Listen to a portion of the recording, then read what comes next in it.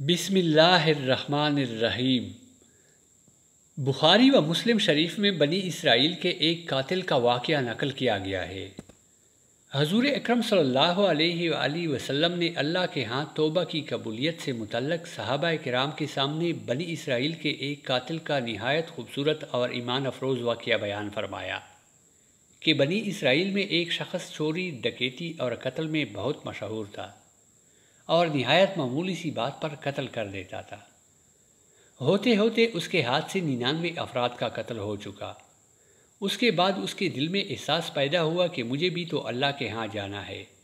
چنانچہ یہ فکر بڑھتا رہا اور لوگوں سے معلومات کرتے ہوئے سرگرداں پھرنے لگا کہ کیا میری توبہ قبول ہو سکتی ہے یا نہیں۔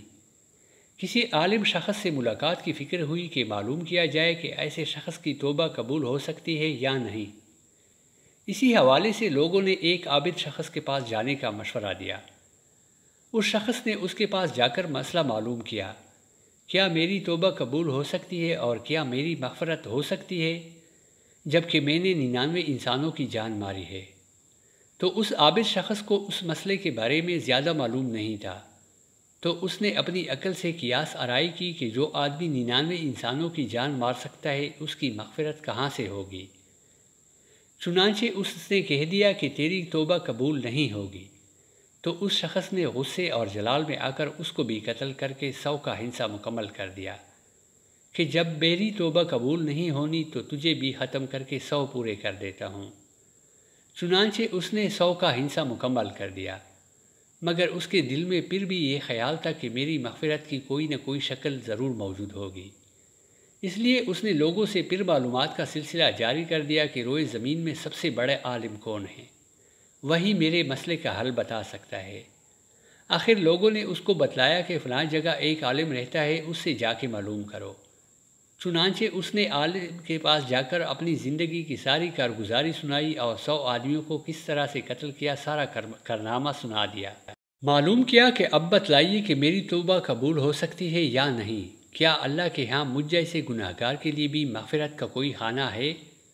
تو اس عالم صاحب کو چونکہ علم تھا تو اس نے بتلایا کہ تیرے گناہ معاف کرنے میں اللہ کے ہاں کوئی رکاوٹ نہیں۔ اللہ کی رحمت کا سمندر تجھ جیسے گناہگاروں کے گناہوں سے بہت بڑا اور وسیع ہے۔ چنانچہ اس عالم صاحب نے اسے مشورہ دیا کہ تم فلاں جگہ سفر کر کے جاؤ، وہاں کچھ اللہ کے بندے رہتے ہیں، ان کا مشغلہ صرف اللہ کی عبادت ہے، ان کے ساتھ مل کر اللہ کی عبادت کرو اور نادم ہو کر اپنے گناہوں کی معافی مانگو، انشاءاللہ تمہاری مغفرت ہو جائے گی۔ جب اس شخص نے آدھا رستہ طے کر لیا تو ملک الموت آ گئے۔ اب اس کی روح لے جانے کا مسئلہ کھڑا ہوا۔ آسمانوں سے رحمت کے فرشتے بھی آئے اور عذاب کے بھی۔ رحمت کے فرشتے کہنے لگے کہ اس کی روح لے جانے کا حق ہم کو ہے، اس لیے کہ یہ سچے دل سے تائب ہو کر عبادت کے لیے جا رہا تھا۔ عذاب کے فرشتے کہنے لگے کہ اس کی روح لے جانے کا حق ہم کو ہے، اس لیے کہ اس شخص نے کبھی کوئی نیکی کا کام کیا ہی نہیں۔ اسی دوران آسمانوں سے ایک فرشتہ آیا۔ بعض روایات سے معلوم ہوتا ہے کہ یہ آنے والا فرشتہ حضرت جبرائیل امین تھے۔ چنانچہ اس فرشتے نے تشریف لا کر ان دونوں طرح کے فرشتوں کے درمیان یہ فیصلہ کیا کہ دونوں طرف کی مسافت ناپ کر کے دیکھ لو، جہاں سے آ رہا ہے اس کی مسافت قریب ہے یا جہاں جا رہا ہے وہاں کی مسافت۔ جہاں کی مسافت قریب ہو اس شخص کو وہاں والوں میں شمار کر دیا جائے۔ چنانچہ دونوں طرف کی زمین ناپ کر دیکھی گئی تو جہاں جا رہا تھا وہاں کی مسافت جہاں سے آ رہا تھا اس کے مقابلے میں صرف 1 بالشت قریب ہے۔